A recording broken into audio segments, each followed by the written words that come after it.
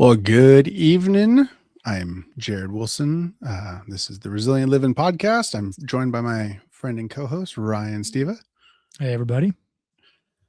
Alrighty. So this week we'll be talking about self-regulation and accepting feedback, which I think is a very good principle to learn more about. But before we go on, I have a product.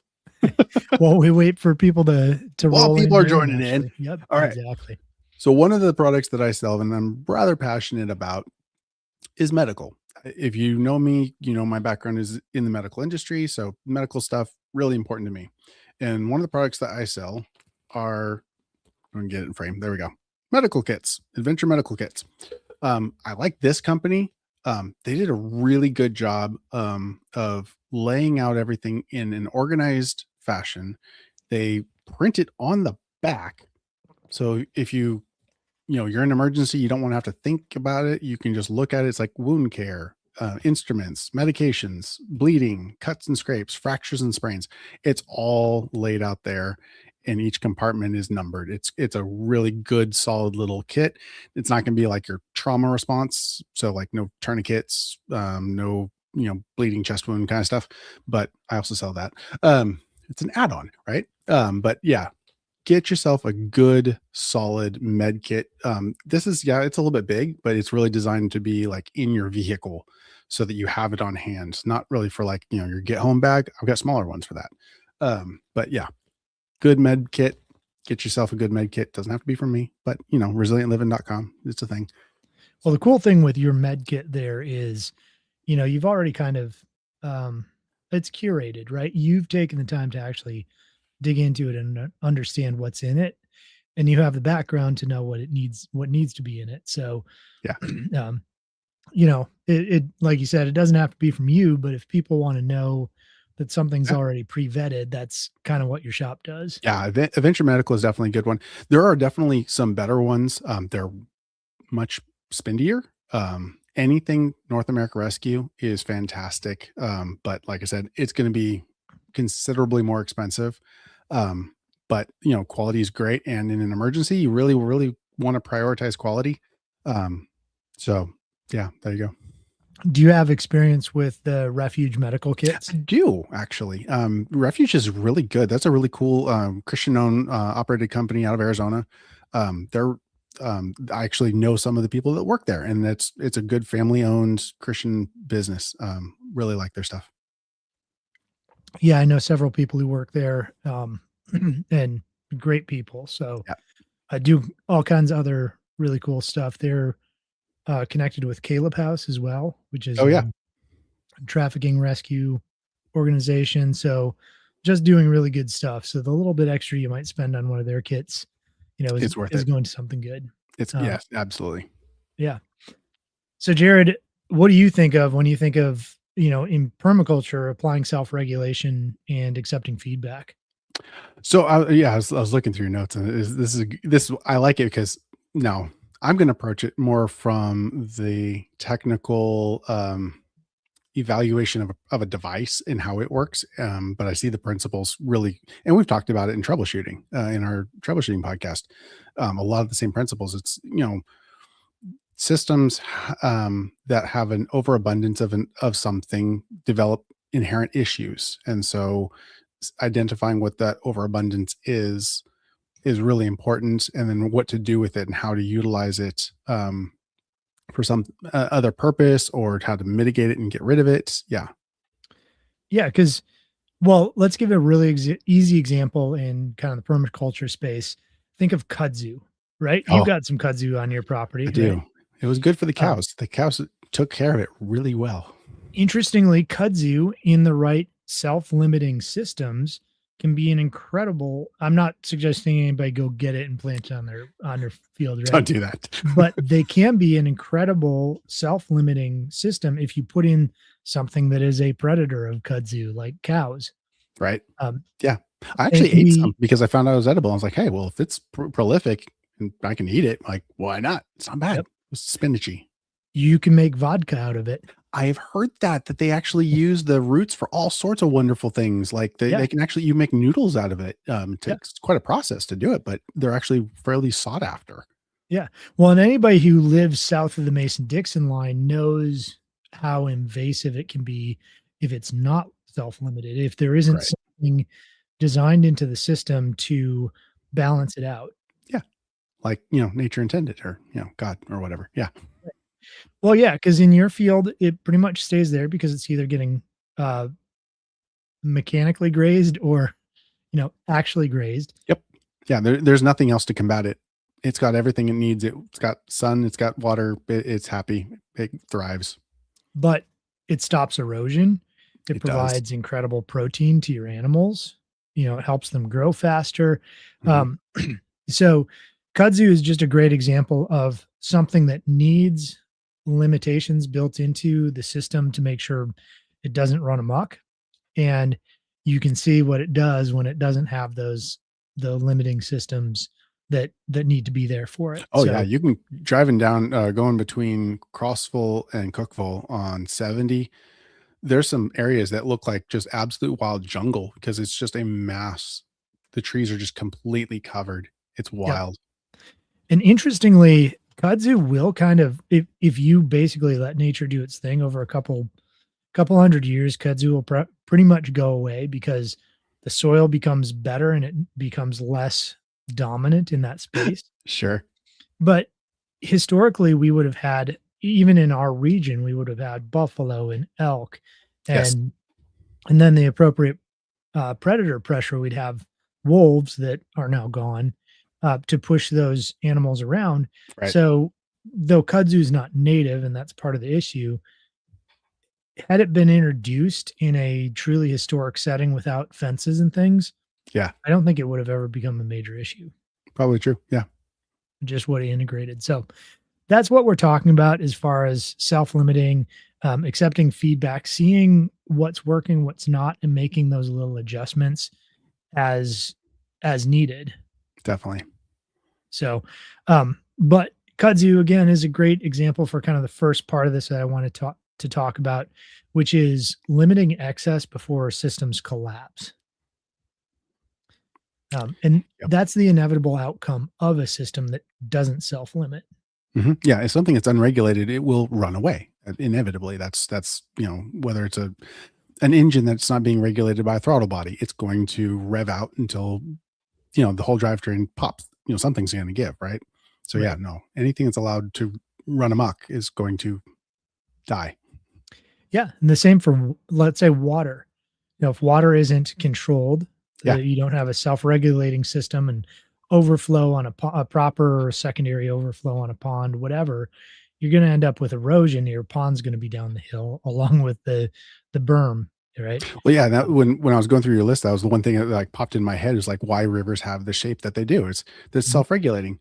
When you Yep. have high velocity because there's a steeper grade, you end up eroding the backside of a corner and it increases that curve, which slows down the water. So then you end up with this undulating river because it's self-regulating. It's Mhm. establishing its own path so that it can slow itself down so that it flows, controlled. Right. And there's this we've talked about it before, but there's this great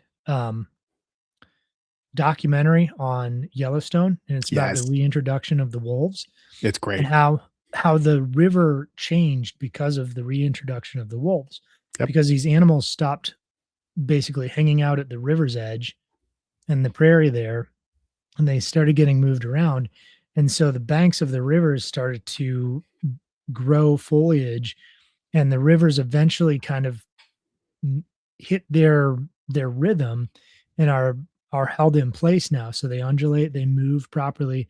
But what was happening was the erosion was going so far because of these imbalanced predator and grazer uh, Mm, numbers, right. and so these grazers were eroding the bank, and so the undulation where it would normally go, now it actually eats all the way through and connects the two sides of it, You're right. and then creates all kinds of other erosive issues. Yeah. Yeah. Because then you're just going to increase your velocities, and that's going to cause other issues downstream. And yeah.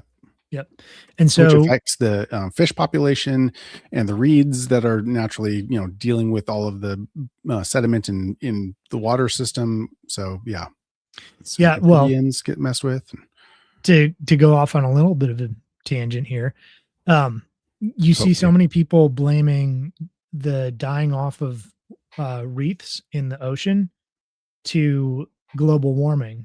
okay, But go and look at the reefs that are dying off. yeah, They're all basically somewhere where they're being affected by the by a large river. oh, okay. So So, it's at a head, like where the river hits the ocean. mhm, yep, Interesting. or where that water then flows to fairly quickly afterwards. Okay, And so when you get erosion, whether it's because they took all the wolves out of Yellowstone, killed off all the wolves from basically most of the US, yes, or whatever they did, or started farming next to the river. I drove by a house today, I do fairly consistently, where I look at the house and I'm thinking that river is gonna take out that house eventually because it just oh, they're farming right next to the yep, river and it just keeps eating back. Um, yeah, but these reefs reefs are basically, I think there's 2 things that are happening. They're very susceptible to very small particles, basically clogging all oh, the sure, various pores and connections and all that stuff.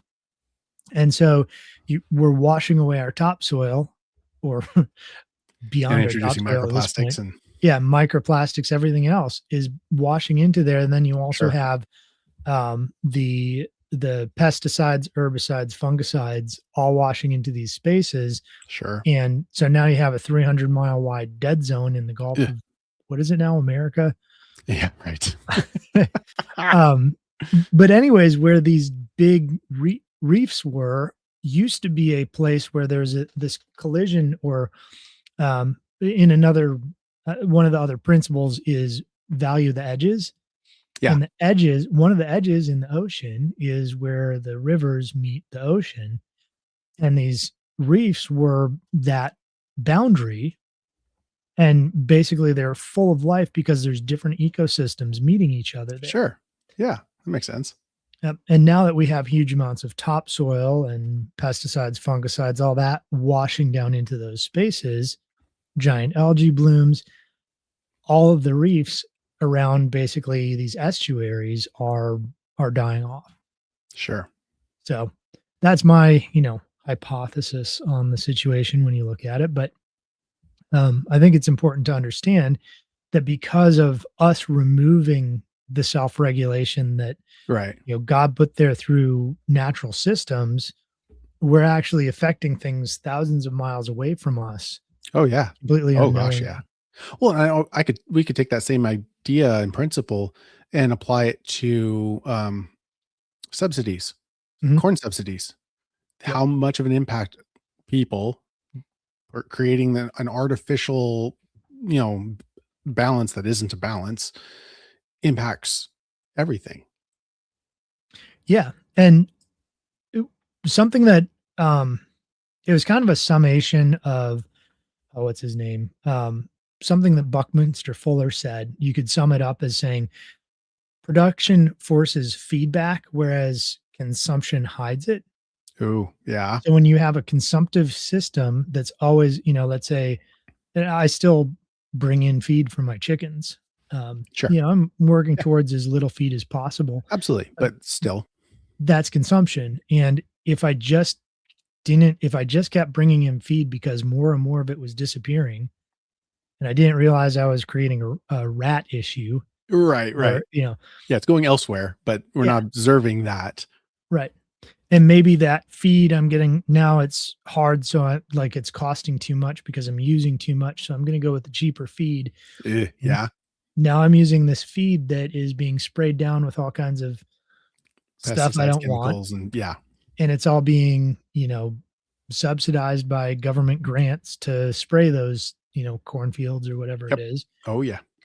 And so But my consumption hides all of those, you know, kind of intangible, more ethereal things that are disconnected from what I'm doing. oh, yeah. Okay. Whereas when I start to produce something, if I had to produce all of my own feed for my chickens and know where it came from, I'd realize how inefficient that process is, or, so my producing something of real tangible output, um, it forces me to think about what the feedback loop is on that system. Sure. Oh yeah. So something that I found interesting, have you ever heard of Universe 25? I was going to ask about that. What's the Universe 25 experiment? Okay. So Universe 25 was conducted, I believe, in the 60s and Okay. 70s, kind of on the between 65 and 75, right in that realm. Gotcha. And it was this biologist who wanted to see what would happen if you gave essentially mammals, if you gave them everything they needed, including comforts, all the food they needed. Oh, okay. So he took an The initial, utopian mecca. yes, for Okay. mice. So he Okay. made this system that should easily accommodate 4,000 mice. Wow. And Okay. Big. he first dropped in 8 mice to start with. Okay. They were, 4 males, 4 females. They were like, they made sure there's no diseases or any issues with the animals, and then they kept them isolated so diseases couldn't creep in. Okay. At least infection-based diseases. Sure. So, they fed them the most real, whole diet that was well balanced, everything else, and populations, as expected, exploded, Sure. went kind of crazy. Makes sense. And initially, there was certain aggressive behaviors as their numbers were expanding, Okay. and the numbers kept climbing and climbing. And I put a video in the notes, so if somebody wants to see, like, here's the real story with some animations and things. But basically, these numbers started climbing so high, but they were still nowhere near what this system was supposed to be able to, what the capacity was.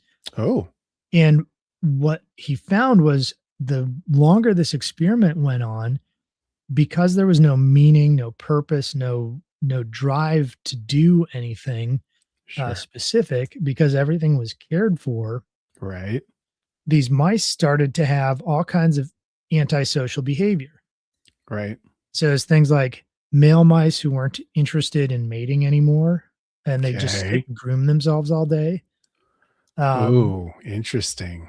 yeah, asexual behavior. So, like, all kinds of just There's no purpose. oddities. Yeah. Yeah, and then there was, either extreme gluttony for them getting overweight, or they Sure. just stop eating. Um, Whoa. Weird Sounds like aggressive, society. yeah, weird aggressive antisocial behavior. And so the numbers eventually peaked at little over 2,000 after a few years, and It was designed for 4, it was designed for 4,000 comfortably. so it was half. Yeah, is Wow. just over half. And so other things that started to happen is, even though they had a fully properly balanced diet, they had everything they needed, even the mice that were still producing children, which was not very many, those pups, or yeah, they're pups, I think is what they're called, Yeah, something like that. were dying off in extremely high numbers.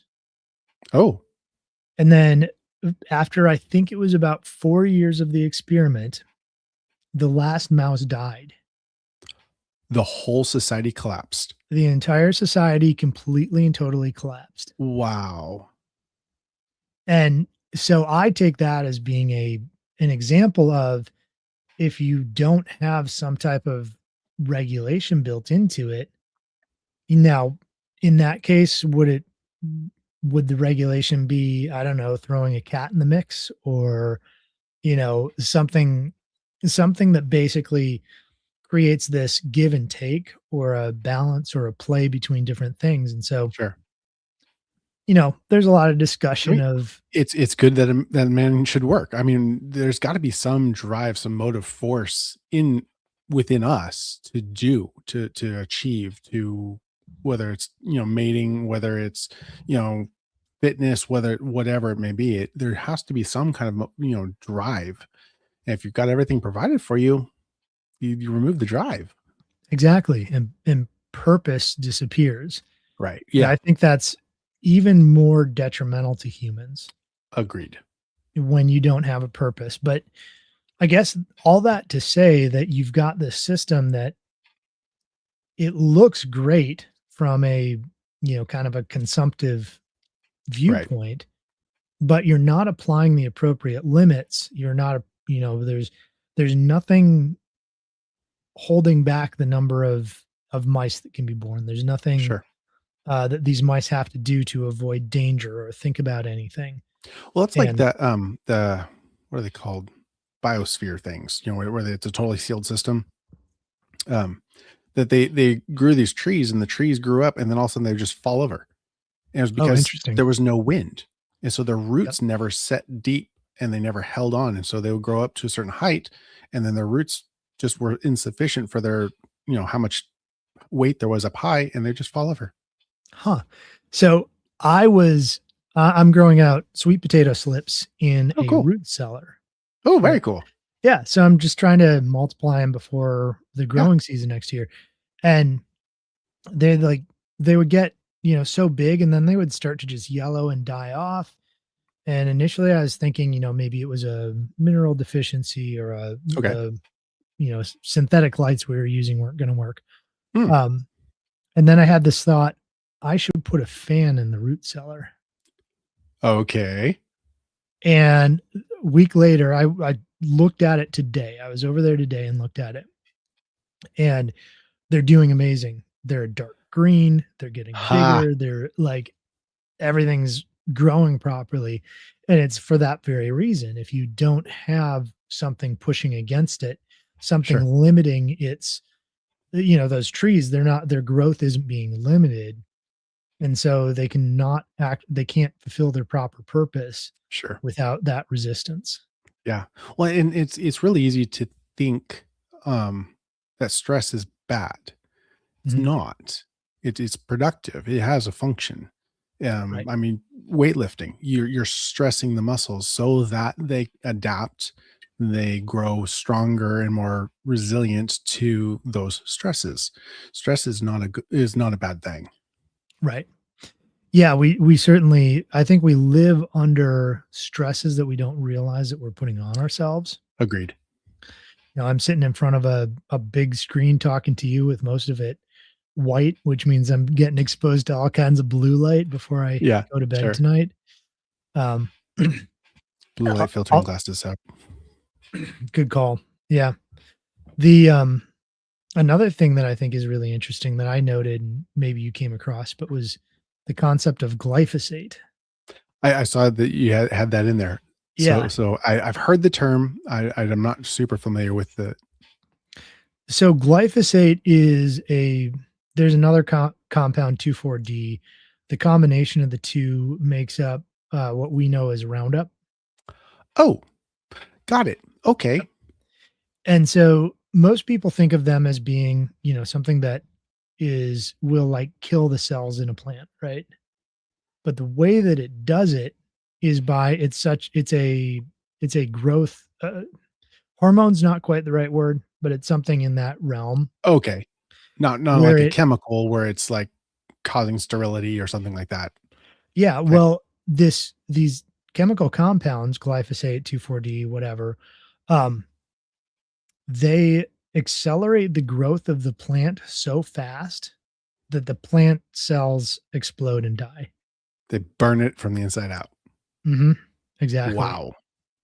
That's So diabolical. Wow. I had no idea it how that is. actually functioned. Right. And interestingly, glyphosate is largely not working anymore. So they're moving back to higher rates So of 2,4-D. the plants have gotten used to it or what? The weeds that grow that people were trying to get rid of with the glyphosate, and 2,4-D was the earlier known chemical, Gotcha. and 2,4-D is actually one of the main active ingredients in Agent Orange. I was just gonna say that. I was like, that sounds like Agent Orange. That's Mhm. wild. Yep. And so this is the stuff that we're being told, you have a weed problem, spray it on your field. Yeah. Well, okay, from a physiological standpoint, we have very similar issues with MRSA, with C. Mhm. diff, where we've created, because of our use of antibiotics, we've created these resistant, bugs, bacteriums, infections, whatever, that they don't respond. They just like they're like, no, I've survived this before. I've mutated to the point where it doesn't bother me, and they're just going to and they absolutely are rampant when they hit a patient. It's nasty. Yes.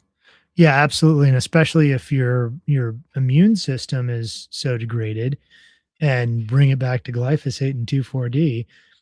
Um, if you've killed off all the bacteria, the fungus, the balance that's supposed to be in your system, and Right. all you've got left is the bad guys who aren't helping you out, or you've got some imbalance, now MRSA can go crazy.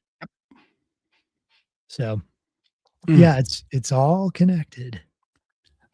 Um, Yeah, it always is. but yep. So, we're still kinda riffing on, limit access before systems collapse. One of the other notes I had was favoring certain things. So, Mm, favoring what you want, whether that's a plant, an animal, a sure. behavior. Yeah. Um, If I there's a really liked mint, so I just planted mint everywhere, it's gonna end up wrecking everything. It's gonna just take over, and that's not productive for anything. Yeah, it certainly could, or you could encourage, what it might encourage something that creates a imbalance somewhere else or some other way, or Yep.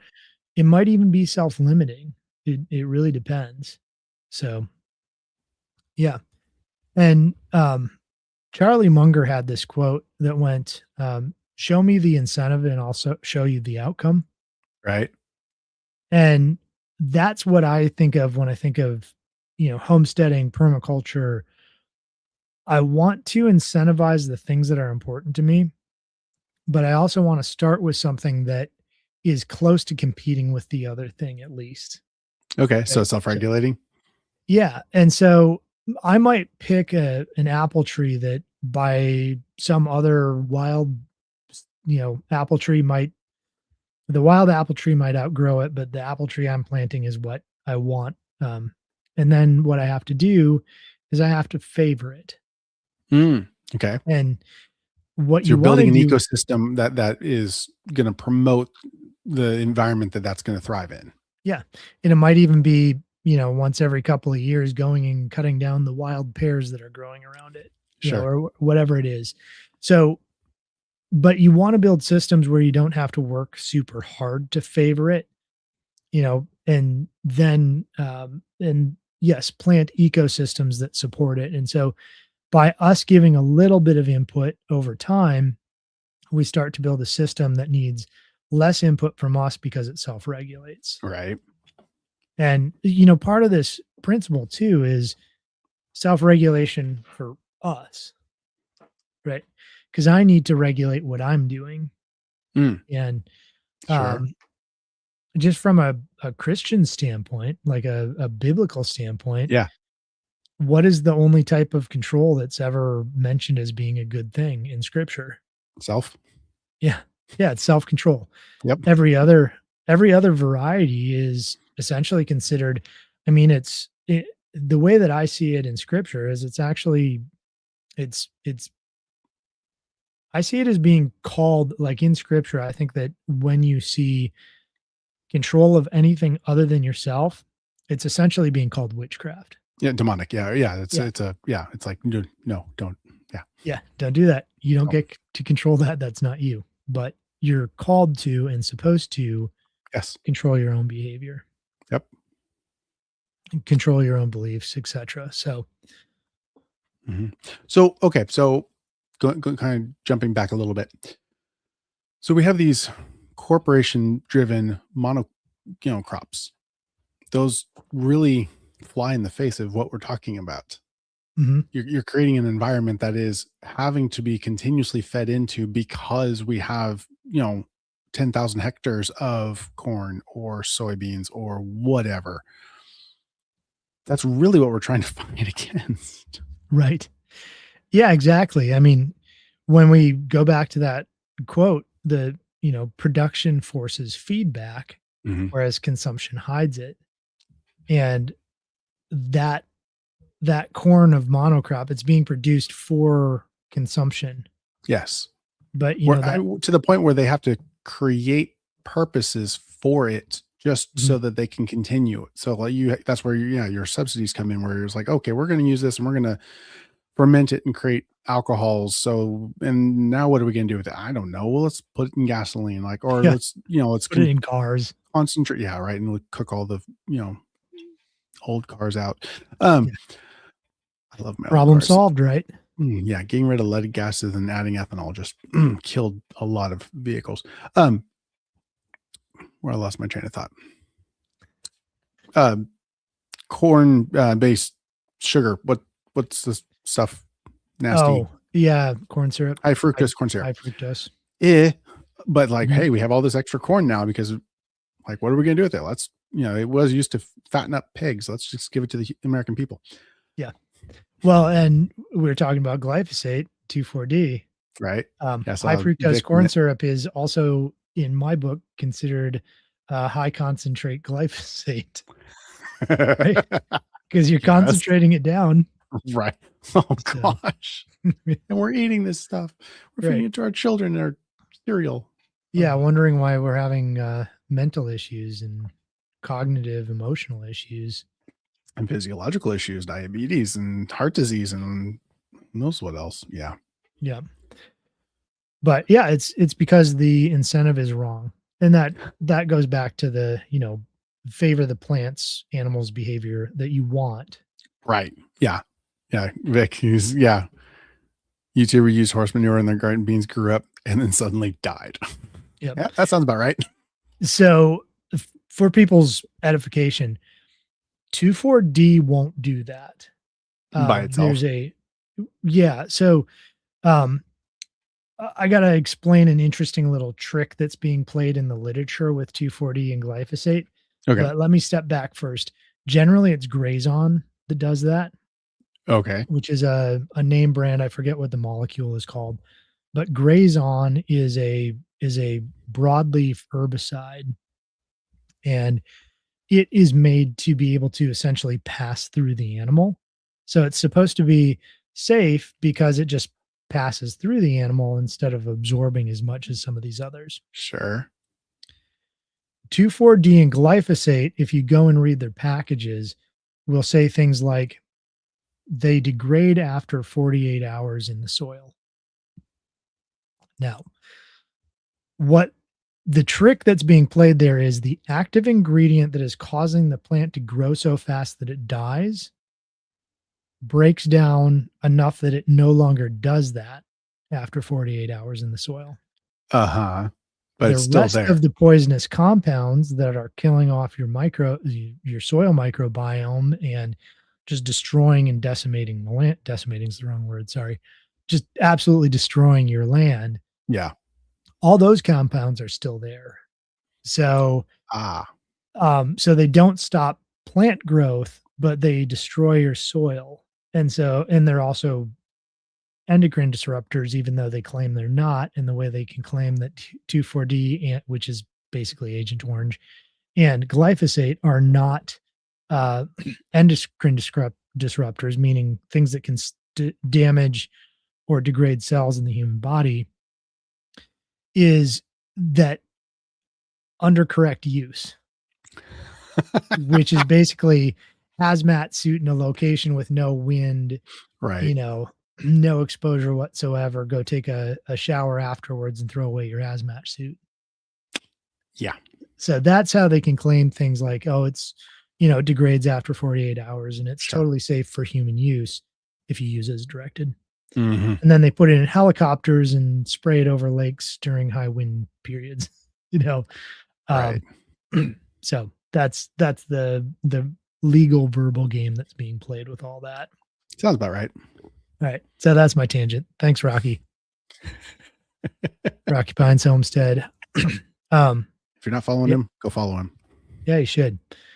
While you're at it, go follow us too. That's right. Find us everywhere. Like, follow, subscribe. We talked about the idea of free energy, Mhm. like the thought experiment before. Yeah.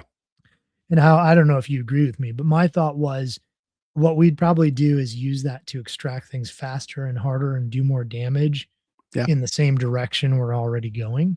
Yep. We just do more and- faster. Yeah. That sounds right. exactly. That's how humans Until- work. We right. got internal combustion. We're like, oh, cool. Let's rip things up faster. Yeah, exactly. Let's mine deeper. They don't. And not that I'm entirely against mining. I mean, there's no. times, I drive a vehicle, there's copper, There's purpose in and all of it. iron and Mhm. aluminum in there. So, anyways, But there's responsibilities that we have to take on whenever we endeavor anything, whether it's hunting and fishing, or if it's mining, or if it's just driving a car. There's responsibilities that we have to accept.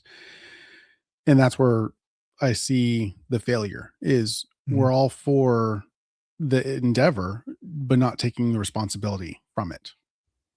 yeah, I think, I don't know if it was quite this extreme, but I think wild turkeys in the United States after the Great Depression, they were so rare that they had basically nobody saw them for a very long time. Oh, yeah, I could imagine that. Because Like, I there's remember, dinner. So yeah, right. I remember there being restrictions on hunting and things like that because there wasn't self-regulation put in place. And because with the Great Depression, our system had grown and ballooned so far beyond what it was capable of. If you look at the real economic numbers, understand how to properly adjust for inflation with M2 Right. numbers, things like that. Yeah. We didn't actually get back from 1929 until I believe like the mid 80s. Like we never actually hit the same high when you No. adjust for everything. Well, yes, but yeah, if you just, and that's just accounting for inflation. Okay, do we really Right. want to go down this rabbit hole? Because I kind of want to go down this rabbit hole.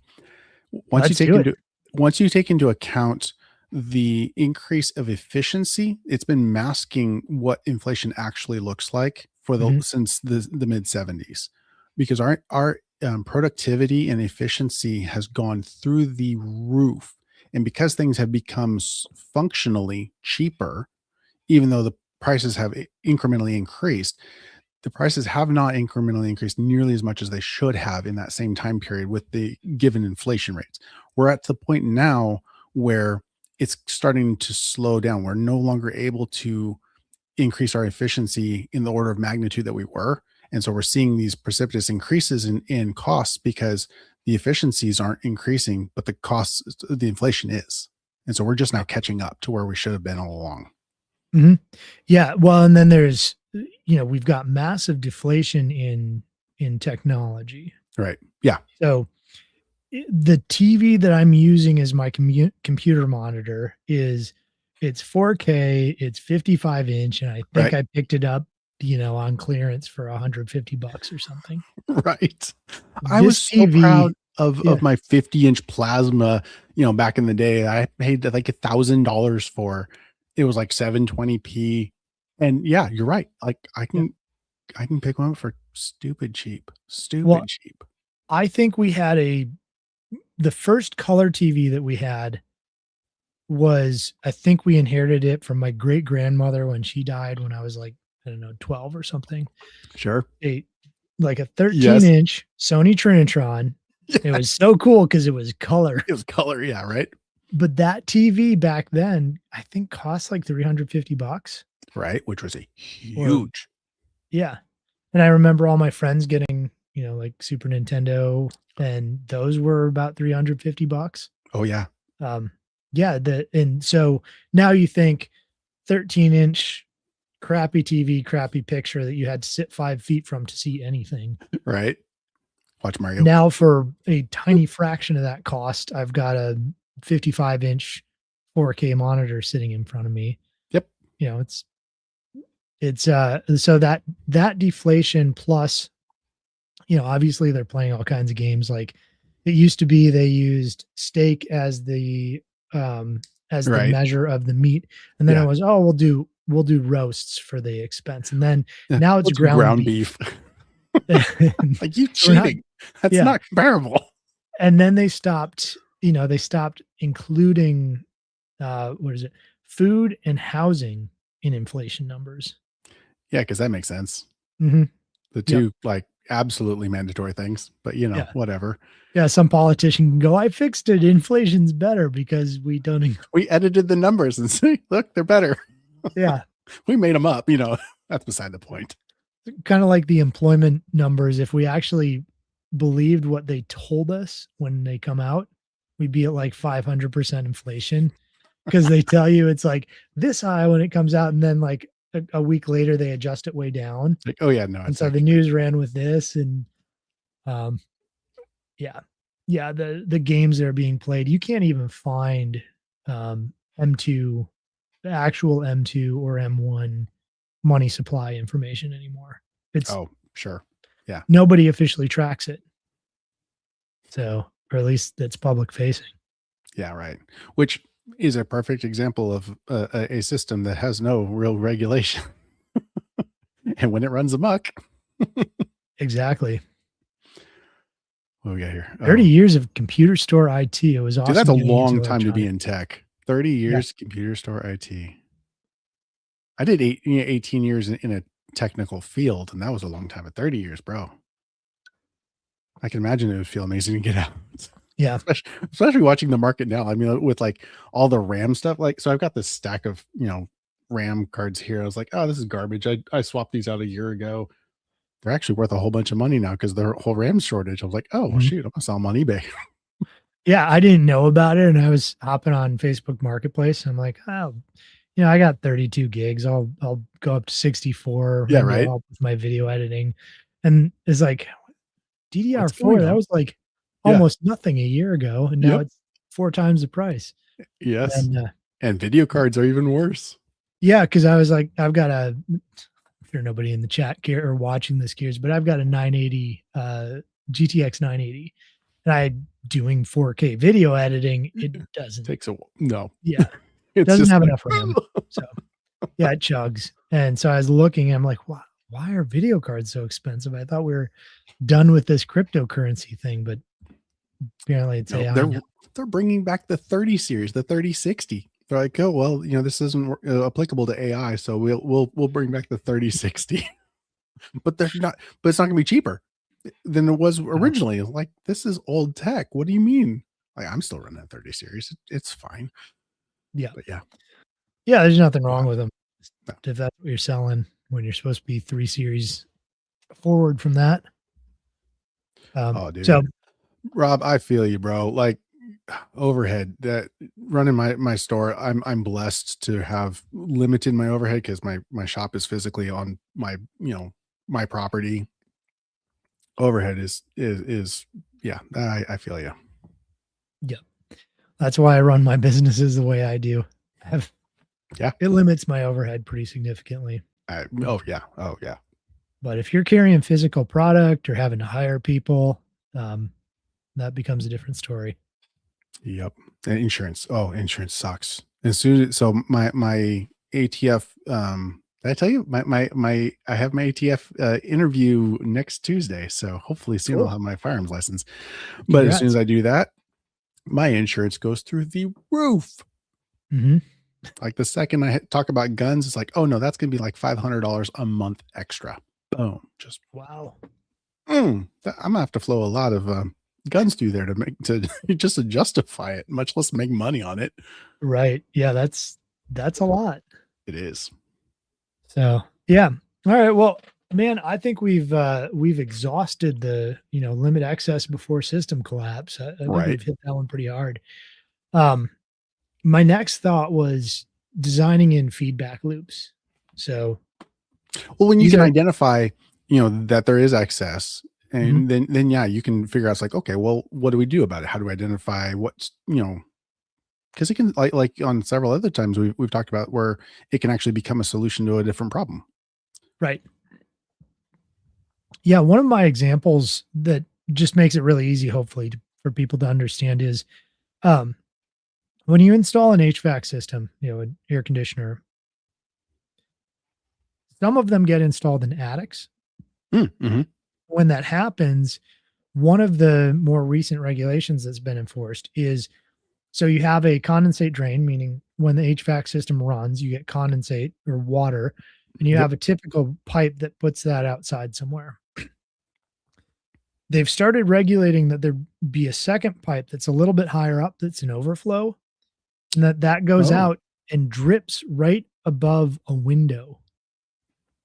So that way okay. what happens is You if can you're see it. in, you can see the dripping, and so if you know that it's dripping, you know that there's a problem. Sure. Okay. I get the idea, at least. Yeah.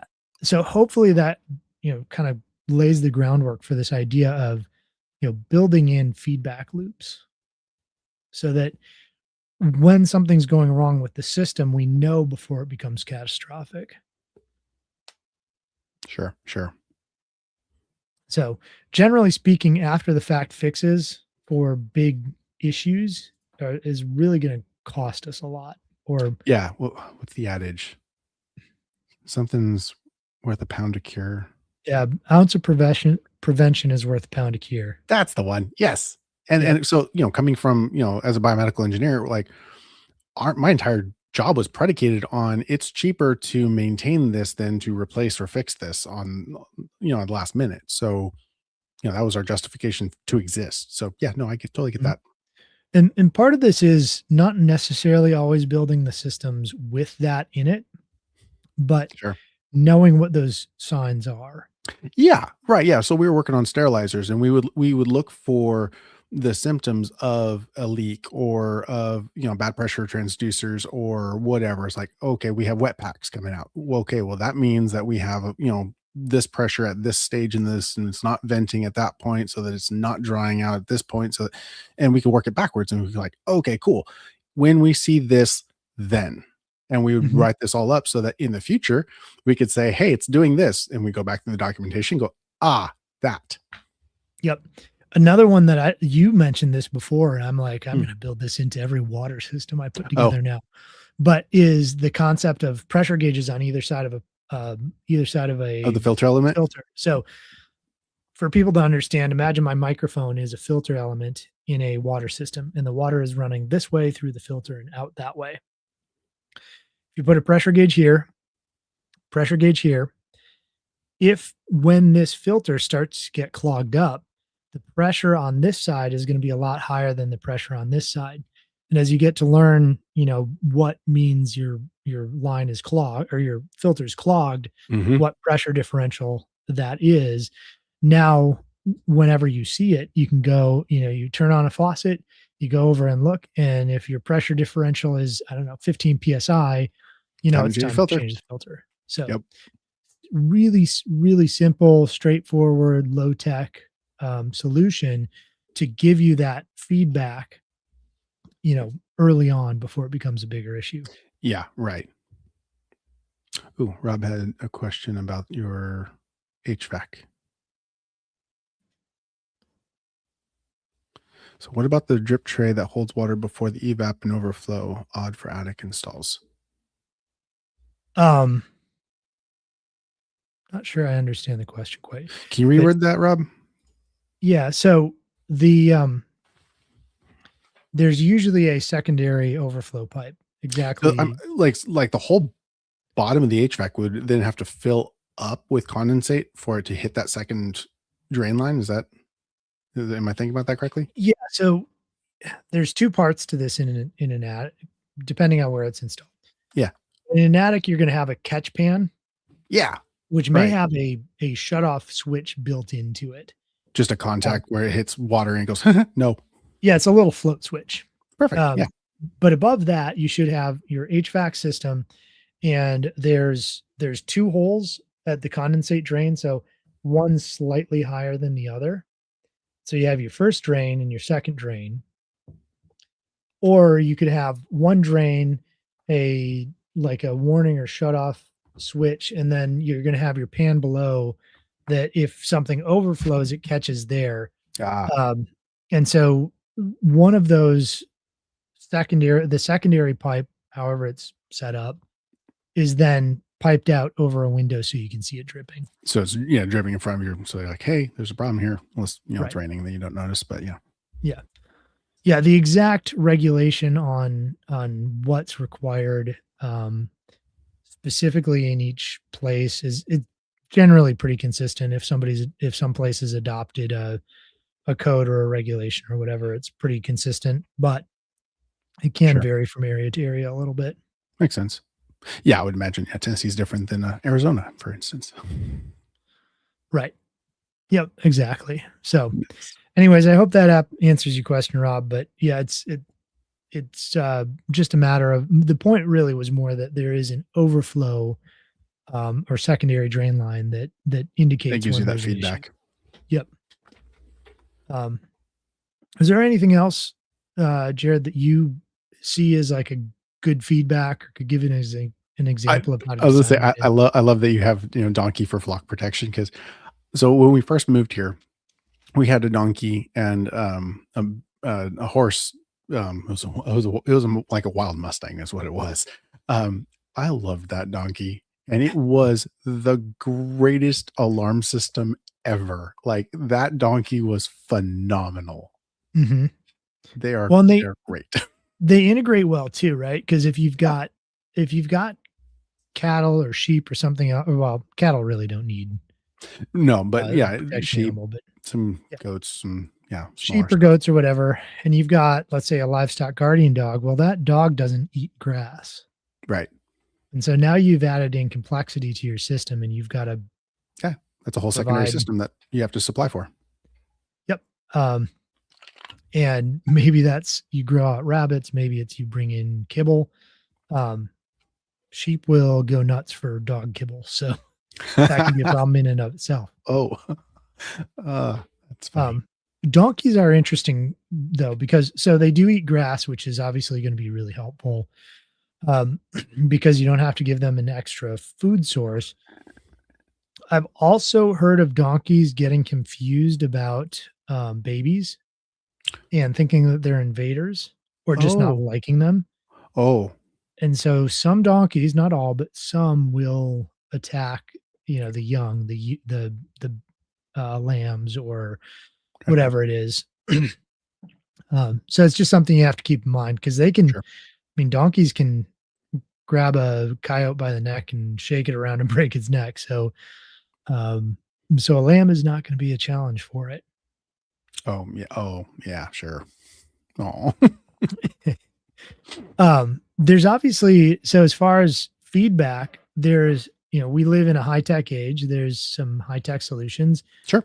Um, there's one I actually really like, and I did a whole video on it. So if people want to look at my channel, it's I think the most recent full video I did. But it's a product called YoLink, and they use LoRa, which is a long range radio frequency or technology. Yeah, And so these systems can work up to a quarter mile away and a quarter mile in either direction from the main hub. that's a long way.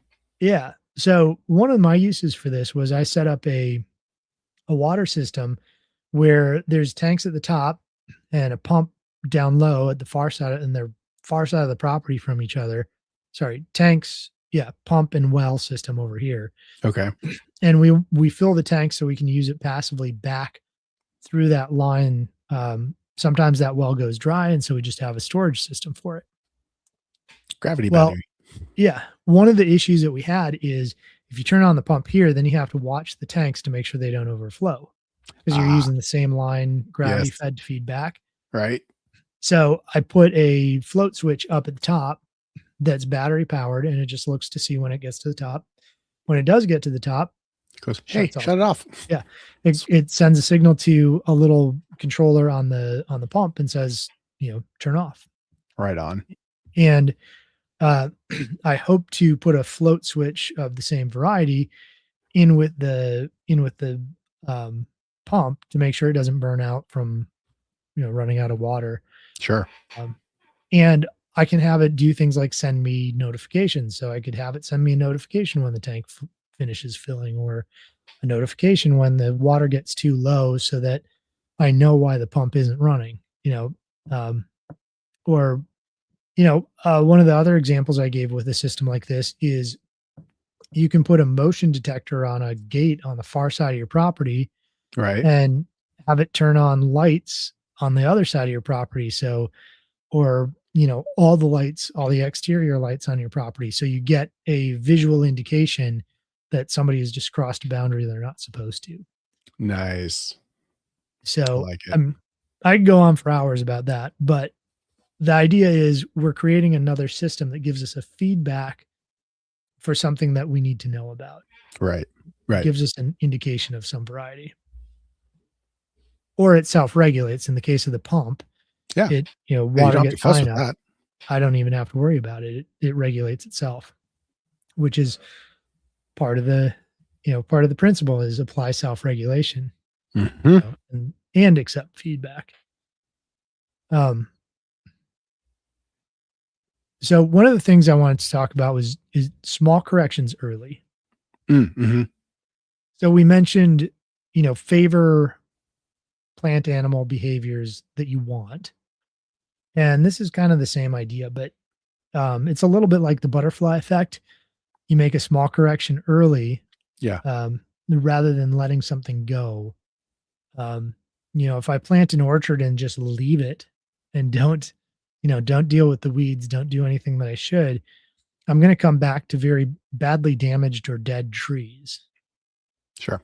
So favoring those trees over the weeds, over the vines that want to choke them out, um, and making those small corrections early reduces my work and the need for intervention further down the road. Sure. I mean, it'd be like the same as monitoring the oil level in your vehicle. I mean, if you don't do that and it incrementally, bleeding out, replacing an engine's a big deal. Whereas, tightening up a bolt that's weeping just a little bit is a pretty insignificant, make a small change. Yeah. Yeah. You notice a little oil leak under your car. A couple 100 miles later, it could be too low oil and you lose oil pressure. But Right. yeah. Yep. Well, That like, was so small. when we had the Volvo, it was leaking in the turbo housing. And so we only were losing oil under load. So when it was sitting, there was no dripping oil. We checked the exhaust, there's no oil. It was only when it was spooling up the turbo that it would actually burn any oil. It was a really, it's like I kept checking. I was like, we're low on oil. Why are we low on oil? I don't see evidence anywhere. It's Right. dry. It was under load. Yep. Yeah. Sometimes it's hard to troubleshoot that stuff. So one of the other things that I think Holmgren really got at with this principle is that he talked about using ethics. So I think Yeah. we talked about all these principles in one episode and just kind of hit the highlights. Yeah. And in that we talked about the ethics that he laid forward and that the ethics of permaculture in general. And so I believe it was what care of earth, care of people, and return of surplus. Sounds about Blank. right. Um, Been a while. and we talked about how those sound kind of, I don't know, kind of commie a little bit, but A little hippy dippy. but the reality is when you start digging into what was meant by them, because they were just boiled down ethics, you can't care for others without caring for your own family first. Mhm. I Caring for mean, yourself. it's the airplane when the masks fall. you, Right. you take care of you so that you can take care of it. I had that same conversation with a customer today. It's like, if you're dead, you're not going to be any good to anybody around you. Exactly. Yep. And so those ethics of permaculture were kind of being referenced in this, in that um, there's times when markets in and of themselves and technology don't self-regulate. Yeah, no. And so being able to then impose ethics, and this is true for wherever you're coming from ethically. I mean, from my point of view as a Christian, I have ethical constraints. Mhm. One of those is that I've been commanded to be a steward of the things that are mine, Yeah. including my property, And so the destruction of my property to get, I don't know, some couple bushels of corn is unethical. Yeah. So the ethics really give us a framework to self-limit, to regulate when we should be. And Absolutely. if we don't self-regulate, if we don't accept the feedback that we're seeing, we're ignoring the ethics, whether it's a specific religious ethic or the ethics that are laid out by Holmgren and Mollison, Right. whom I don't think either of them were or are Christian, but their ethics do give a certain appropriate moral restraint. Hmm. Yeah. I mean, because you're right. It's, it does ultimately, and I think, oh, I can't say it's universal, but it is definitely beyond just Christianity that we feel a need for good stewardship, taking care of the world around us, because we've only got one of those and we really want to live in it well. Right. Yeah, and we wanna leave something better for our children than we had. Yes. I mean, that If was you the don't, you're not a good man. guy sitting under the tree thing. But how's that go? Oh, I'm gonna butcher it, but Okay. the measure of a society is its willingness for old men to plant trees whose shade they will never sit under. Yeah. That. Mhm. That's the ethic. It's like, no, I'm going to take care of this world. I'm going to provide as good opportunity for the next generation as I possibly can. Yeah, That exactly. that's not consumeristic by nature. That is quite the opposite, in fact. Mhm. Yeah, I mean, I think our consumerism really at its core is um it's a poverty mindset. It's I need the thing now because it'll Right. make me feel better rather than what is the right choice for 7 generations down the line. Hmm. For my great great great grandchildren that I'll never meet. Am I willing to Right. make a sacrifice now for my own life or do I need the next dopamine hit? And yes. Yeah. Unfortunately. And it's become so cheap to acquire those things that dopamine has become a true motive force in our Mhm. society. Is we just need that next fix. It's, doom scrolling, it's Amazon next day delivery, it's inherent into all of it, and it's very detrimental. Jared, have you ever read or are you at least aware of the book, Brave New World? Yeah. Do you know Yeah. the do you know much of the backstory on that? I don't. Okay. It's really interesting. So Aldous Huxley, who wrote it, Right. was a one of the fairly prominent people in his family. His entire family were very devoted eugenicists. Oh, And he wrote it in the 30s, I think 36, but I'm yeah, sure something about that. somebody Yeah. will correct me. Um, anyways, you look at 1984 written as a warning to us, right? Yeah. As a here's what could come. A Brave New World, if people read it, this is 32. fascinating. Yeah. It's worth reading with this one understanding is that the man who is called the controller in the book Hmm. was Aldous Huxley. Like he wrote himself what he desired to be his role into the book. Oh, And once you understand that it's not a warning, it's what he and his family and all the eugenicists were envisioning for the future. oh, If you have the tiniest bit of pattern recognition, which obviously you do. yikes. Yeah. So think of this. They had these classes, like people were raised in test tubes. Yeah. They were taught to despise the concept of family, Right. and they were raised to a specific class. Right. And they were basically told like there was things that designated them and showed them as being part of that class. But then they were raised to be extremely proud of that class they were in. So I'm not trying to denigrate anybody here, but look at you know, the blue collar worker who now wears a bright yellow shirt and they kind of wear it everywhere. Like, I'm super hardworking, which great ethic. I like it. R- But you don't realize who you're working for or what you're working under. Right. And so they had these classes of people who they taught to think they were what they had and what they were doing, even though it was serving someone else, Wow. was the best thing ever. And then hypersexualization of children was a big theme in the book. Oh, Um, it's fascinating, but yeah, wow. the destruction of the family. There's a drug in the book they call Soma, Mm, and so Soma basically it could be a combination of like SSRIs and dopamine hits. Like if you combine those two, that's what Soma is. sure. Um, just fascinating when you understand that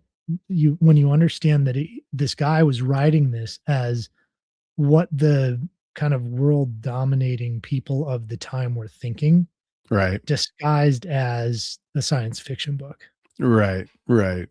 So, Yeah. Well, I mean, like, yeah, you mentioned 1984. I mean, like, then there's Fahrenheit 451, The Giver. mhm. Yeah, there's several of those that were not exactly covert illusions as to what they were endeavoring to achieve. Yeah. Well, yeah, and you see like the double speak and things from 1984. You see how that's all playing out. Just flat out Um, rewriting history. mhm. Yep, Mhm. absolutely. Getting people like always having a war. It didn't have to be a real war. It was just always Yeah. having a war Yep. that people were getting behind. So very interesting how those things have played out. It is. It is. So Yeah. um let's see. I think I, I'm gonna read one of the quotes because I think some of these Yeah. quotes are pretty cool. I put some at the end that are related to this from interesting thinkers. Yeah. One of those thinkers who I'm fascinated by is Buckminster Fuller. I think Yeah. he was a true genius, and a really good guy from what I can tell. Mm. Um, he had several really interesting quotes in his patent for the geodesic dome. Oh, that's funny. Yeah. Yeah. So very, very creative guy. Um, one thing that he said, and that's kind of related to what we're talking about, is you never change things by fighting the existing reality. To change something, build a new model that makes the existing model obsolete. Hmm. So Interesting. we've talked about things like, parallel economies, Yeah. community. Um, we're doing this on YouTube because it's the tool we have, Right. but the real tool that makes this obsolete is community gatherings, Yep. mag groups, real people doing real things together. So Indeed. I don't know, people in the chat, people watching, what do you think of um, what's a model that makes what we're doing now obsolete? How could we obsolete some of the systems of control that we live under at the moment? I'd love to hear your thoughts. I know, right? There's so many systems of control. I mean, really, they're just layered on top of each other. That's Yeah. why I was thinking about that Buckminster quote and kind of trying to see it from the negative side of how they've engineered issues to enact their desired systems. They've like you create the problem that your solution that you have the solution for, and that's really actually truly what you wanted to do was just implement your solution. They call that the Hegelian dialect, problem, Yeah. reaction, solution. Yeah. Yeah. So yeah, you just have to create the problem and hey, we have a solution for that. Yeah. Look, we've got something that'll cure what ails you. Yeah, right. Yeah, or the Patriot Act. It's like, no, we want to observe more. So let's make sure that we can do that. Right. Oh. And that's the thing with laws. is just about every law you ever see. Whatever the law says, it's usually the exact opposite. Right. It should be called the Treason Act, but Seriously. um, It is. Oh, Vic missed our question. oh, the question was what? Well, I read the quote from Buckminster Fuller where he suggested that you build a new model that makes the old model obsolete rather than trying to fight the existing model. And what are your suggestions for new models that would obsolete the models of control that we function under now? So that was my question. Yeah, because I mean, it really comes down to like, which much model control are we? Is it the healthcare industry? Is it Mhm. our current monetary system? Is it, take your pick. And yeah, like you said, getting involved in a mag. That's a great way to completely undermine all of that. Yep, No, mutual assistance group where you yes. Oh help yeah, each other out. Yeah. yes. Bill Mollison had a great quote, and it just happens to be one that I threw in here that I think answers the question that I wasn't meaning to ask for this quote. But um, Bill Mollison said, "The greatest change we need to make is from consumption to production, even if on a small scale in our own gardens." Mm, Now, yep. to me, that starts to solve multiple issues when we're moving from production or consumption to production, Oh yeah. right? Because the World Economic Forum wants you to own nothing Oh, but be nothing. happy. Yeah. Right. So, in other words, be entirely a consumer and Mm, not a producer at all. yep. Only a producer in that you're a battery for them, I suppose. But Sounds like the Matrix. yeah, but when it's small scale, grow your own garden, that starts to break all of these systems, obsolete all of the systems. Because if I'm growing my own garden, I'm healthier because I'm in the soil, Yep. I'm touching the earth, I'm eating better food, I'm aware of where my food came from, I'm aware of what it takes, so my mind is more clear. I'm putting effort into something that keeps me from things like social media or whatever else that might cause uh, dissociative disorders and all kinds of weird psychosis and Yep. things. Right. And so now I'm breaking the big pharma and big healthcare, but also now I need less of the chemag stuff, the super cheap beef or the chemical sprayed peppers or whatever that I was getting from the store before. Yep. And the further I can make little changes on a small scale for myself, and the more I can help other people do the same thing, the more we start to break those systems, and they hit that kind of like in the what was it, the Universe 25, Yeah. where the healthcare system is just it, totally destroying our finances, totally destroying our health. Right. It's the death care system that just keeps you alive on drugs, but unhealthy, unhappy, and poor. And so the simplicity of planting a garden, producing your own things, and moving more towards that. Um, on top of that, I value something that I made a lot more than something that I bought. Yes. Yeah, I haven't done this, but just for an example, if I went out to my woods and cut down a tree and found a nice limb and turned that into a wooden spoon, I'm probably going to be more careful about how I use that than the $2 supposedly bamboo spoon that I bought at Walmart. Right. Right. Sure. Um, and it's probably going to be a lot nicer and a lot better. And maybe it's even going to be handed on for generations instead of this thing that's going to delaminate after a month of use. And then Mm. I go buy another one for $2. Yeah, let's bring back, heirloom stuff. I mean, I saw my mom's in the chat. I remember one of the things that she loved to do whenever one of our, relatives passed away, is she would go to their kitchen and get a serving spoon. That was her thing. She just liked, because then every time we had Thanksgiving, every time we had a Christmas, we'd bust out those serving spoons for all of the different dishes. It's like, oh, that was Grandpa Joe's. Oh, that's Grandma Jeannie's. and we Mhm. had, and it was a good story, and we got to think about them, and they got to be there as part of our family gathering, even though they've been gone for years. That's really cool. I love that.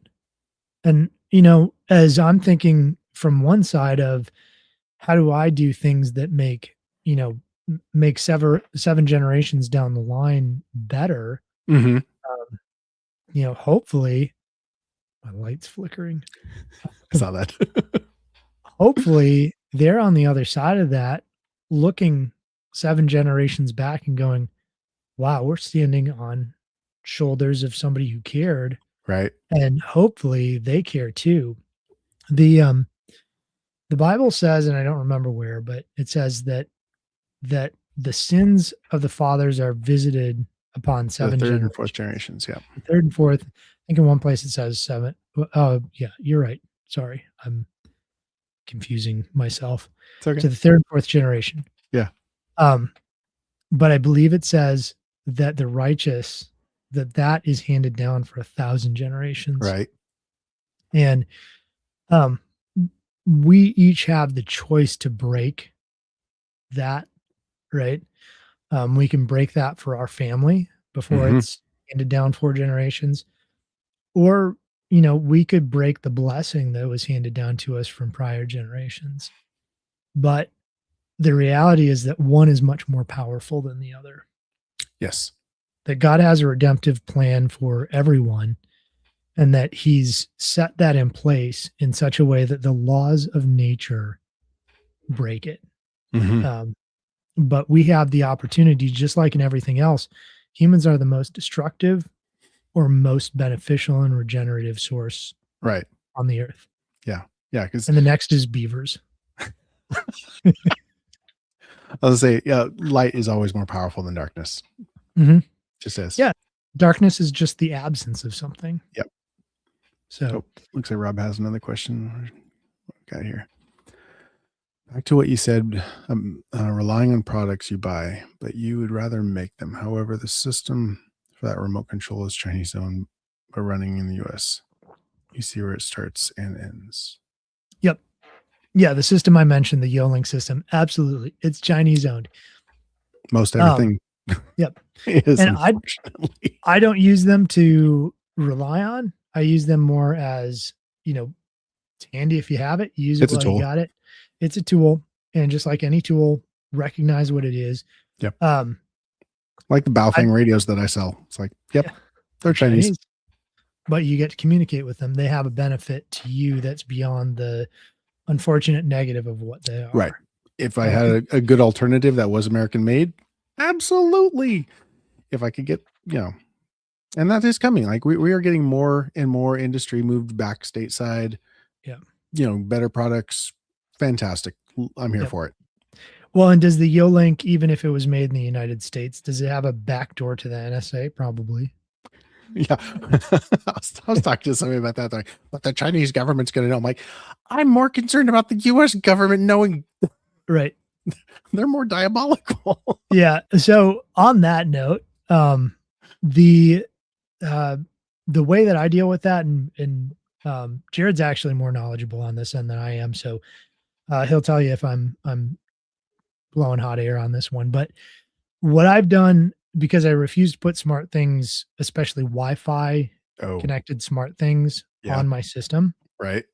is I put a secondary firewall behind my existing router firewall, Sure. and I've direct connected the Yolink hub, which then speaks to the devices outside of Wi-Fi. Those devices Completely don't have isolated. Wi-Fi. Yeah. So I've isolated it from seeing anything on my network. I've isolated it from being given a direct location, because if you set it up via Wi-Fi, your phone uses your location Right. and then gives it to the device, which then knows exactly where it is. And then on top of that, I run it's called a Pi hole.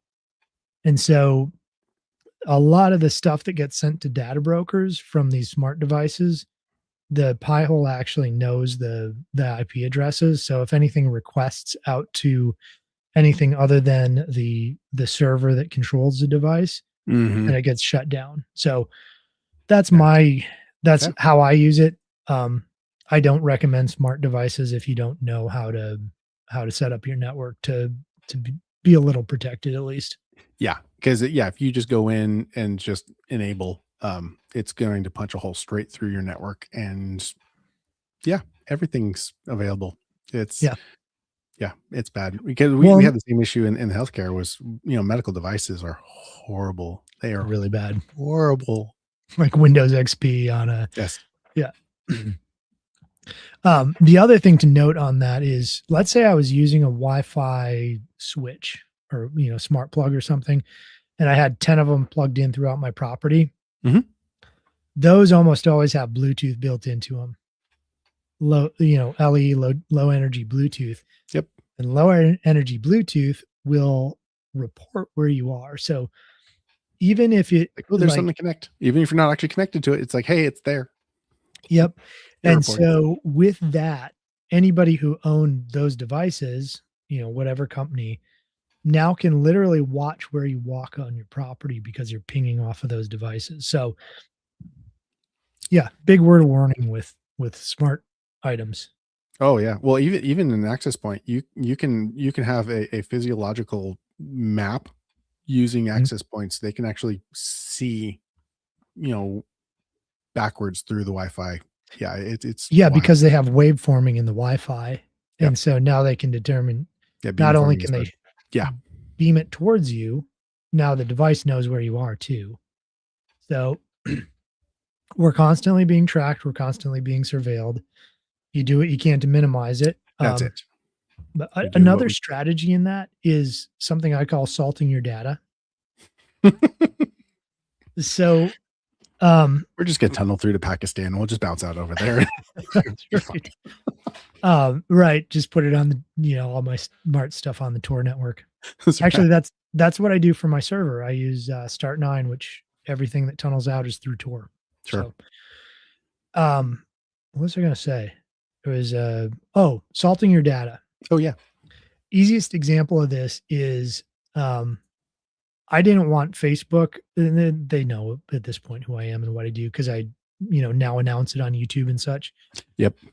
Um, but for the longest time, Facebook thought I was a extreme left wingist who wanted to basically, like, I was a big fan of Planned Parenthood and, Oh you my. know, like, You did a good job. yeah, take all the stuff. And so it was just done through, Their liking algorithm had certain no posts. idea what to do with you. Yeah. That's Facebook still doesn't. It's confused because I post all kinds of stuff that has to do with, like, taking care of your land, which would traditionally be kind of left wing. I don't know why, but um, I don't know why it's a political issue at all for that matter. Right. But They try to um, pigeonhole. yeah, and I wouldn't consider myself on a political scale right wing. Mm. So I think there's that creates confusion because it's like, personally, on a personal level, on a, like, what I personally believe, sure, I'm probably very conservative, generally speaking, right? Sure. On a political level, I have a really different take that algorithms really have a hard Sure. time putting the Yep. finger on. So, Yep. Yeah. but salt your data, you know, Yeah. sign up for newsletters you don't actually want, and then just block it on your email. Do That's funny. put in fake, fake birthdays on anything that requires it, or even things that don't. Yes. Yeah, I had that conversation with my wife and kids. They were trying to pick usernames, and my daughter, picked one, and I'm like, honey, okay, hold on. You're giving them way entirely too much information. She's like, Mhm. what do you mean? I'm like, you just gave them your birth month and year. Right. Did? I'm like, you didn't even realize you just did. Yeah. Don't. Mhm. And the same thing. Yeah. It's like, we don't know. So the default, like if it requires a year, it's like, okay, we'll go with the year, but it's gonna be January 1st. Right. I'm not Yeah. giving you month or day. No. I'm like January 1st, 1980, or Yeah. January 1st, 1998, or We'll as get long as it's over 18 years behind us, yeah, exactly. It's like good. they don't need to know. Maybe 21 in some cases. Yeah. So, I mean, I guess if I'm renting a car, they're going to kind of 24, require yeah, it, right. but for the most part, if it's Gmail or whatever you're signing up for, give them fake data. Yeah, there's no reason. I'm already on so many watch lists. I can't. I don't. I don't want to know. I don't. Right. But yeah, I mean, salting your data by doing things that most people would think like, why would I do that? And I'm not kidding, signing up for, newsletters that disagree with what you think, because actually it's good to get another perspective anyways. I was just gonna say, I'm like, actually, I'd do that anyway, just because I want to know. I want to know what other people think and see and how they view all the stuff, whether I agree with it or not. Mhm. Yeah, before 2016, I used to actually listen to about half and half, gag me, NPR Yep. and talk radio. They were both awful, right? Yep. 2016 came and they just blew up so bad, that I can't do it anymore, but Right. that was my, like, "Oh, I'll get both sides of this, both Yes. sides of the spectrum and figure out which one each side is not telling me about." They're both different sides of the same coin. They're all liars. Yeah. Yeah, exactly, and that was kind of it used before 2016, you could kind of come up with you could figure out what was going on because you get enough from each Right. side of the story. Now, they're they're pushing towards the same aim, but claiming that each other are, like, evil, Yes. and truth is nowhere to be found in the middle or anywhere around the edges. It's it's almost both of them are so entirely incorrect and wrong that it's my Somebody brain said does not. something. I'm trying. I'm sure I'm going to butcher it. It was something like, if you can't disagree with your side and you can't find anything to agree with the other side, you've fallen victim to propaganda, something like that. I'm Mhm. like, yeah, no, that tracks. Yeah, Yep. like, I disagree with everybody. I know I agree with some of the aspects of a lot of people, but yeah, yeah, I disagree with a lot of things. Yeah, I mean, from, from the right wing, I'm like, well, what you talk about, you don't actually do it, but what you talk about for, you know, fiscal responsibility, that Right? sounds good. Yeah, Let's audit the Fed. let's actually do that though. Yeah, Yeah, let's not just talk about it. not just balance the budget, let's cut the budget. Um, Not actually interested, not at least people at the top. But on the left, it's like, well, what you talk about, caring about people, taking care of people, I love all those things. Yeah, I don't love having my money stolen for somebody else to do it and or claim they're doing it. I wanna do that myself, I was say right? I don't see that as a top down solution. I see that as bottom up, Mhm. but I agree that it needs to be done. Right. Yeah, and so it's like, I can see both sides of these arguments, and the reality is the what they're claiming is not what they're doing. And it's generally not the people like you and I, somebody who really has no influence, no position, Yeah, they probably genuinely believe the argument that's being made, not knowing that it's complete hot air and they're writing the Patriot Act to create a police state, is yeah, right. like or a surveillance state. So or whatever it is, they use a word that sounds good. I want to be a patriot. They'll I want to justify it. protect Yeah, my country. you're right. Yeah, like, how could you stand against the Patriot Act? Exactly. Like, have you read it? Have we lost our whole audience yet? Yeah, no, right. Hey, we got 4 in here. We're good. Yep. Cool, man.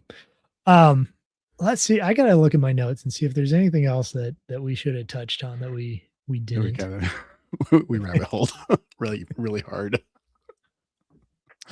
Maybe I'll do this. I'm gonna read David Holmgren's quote that I put in here. It Yeah. was specifically when he was writing about this principle 4. And what he said is the implementation of self-regulation and feedback is the most important principle for long-term sustainability. Yeah. Which, when we talked about seventh generation thinking, um, we need to know that our systems are put in place and that we're living in a way, at least more and more as we can, in a way that that can sustain or get better over time. Mhm. And if we Which don't have is self-regulation, it inherent won't. to the statement, because it's going to be an incremental solution, because we can't do these drastic changes. We need to do these small incremental evaluations and adjustments. Yep, absolutely. And we talked about observe and interact a few weeks back, and Mhm.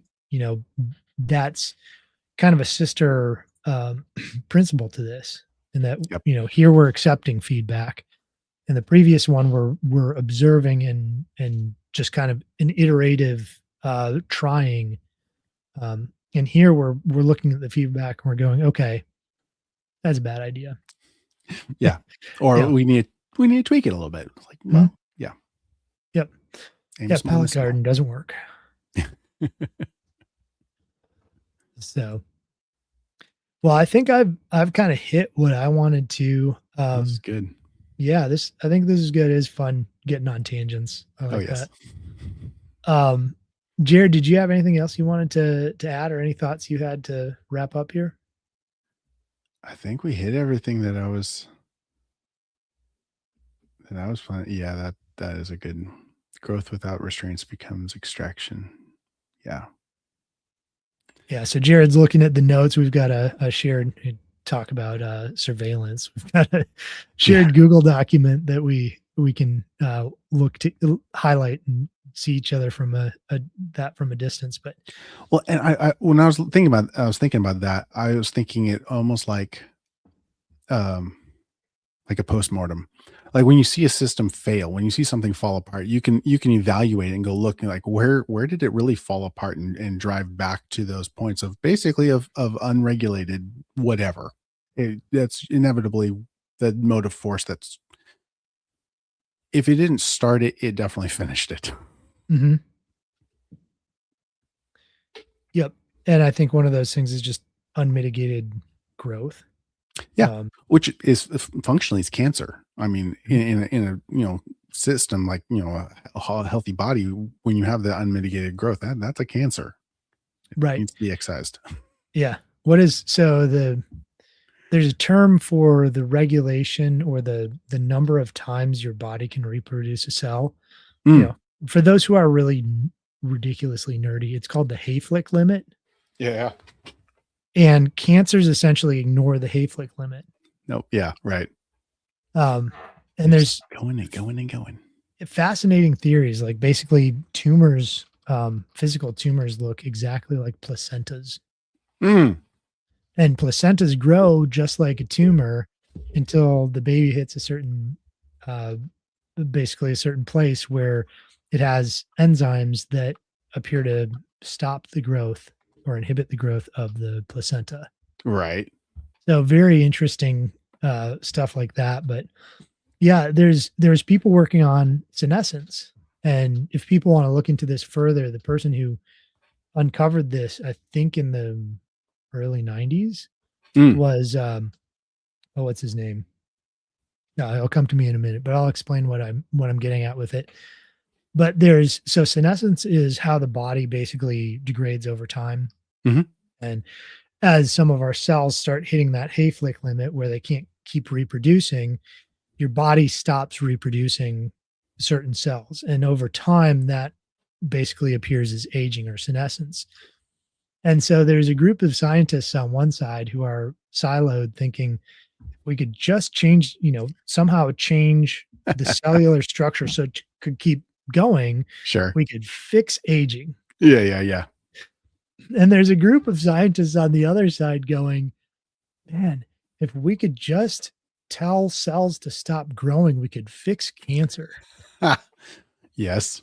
Unbeknownst to each other, that God's put in this balance between the two, to ideally keep cancer from running amok, and Right. ideally, you know, keep us from aging too quickly.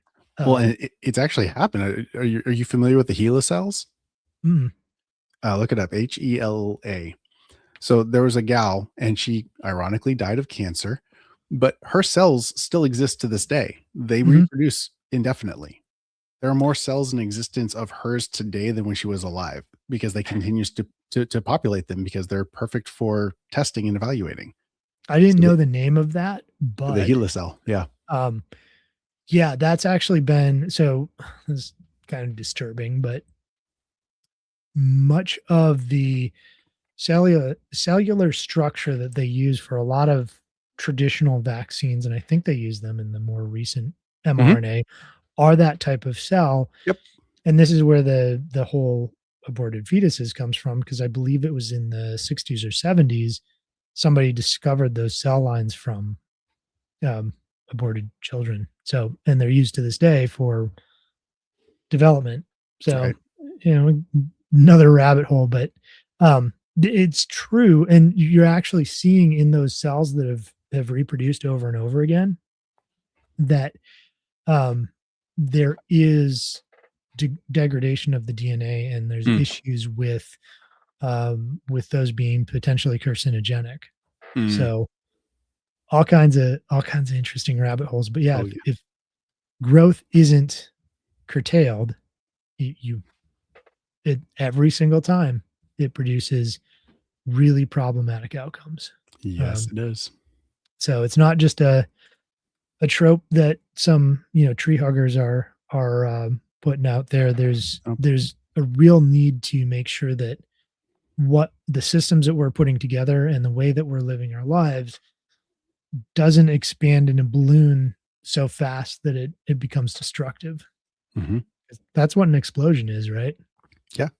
Yeah. I mean, and we see it in popularity. We see people, explode on the scene, they become massive, and then they end up, burning out and having drug addiction problems and whatever. We see yeah, anytime where something just comes out of nowhere, becomes massive, it usually fails in a Yep. catastrophic way. Win the lottery, it Yes. happens. Yeah. Most what I don't remember what the percentage, it was huge. Like most they end up like destitute and or in jail or dead. It's something ridiculous like 95%. Yeah. It's like, oh That no, thank you.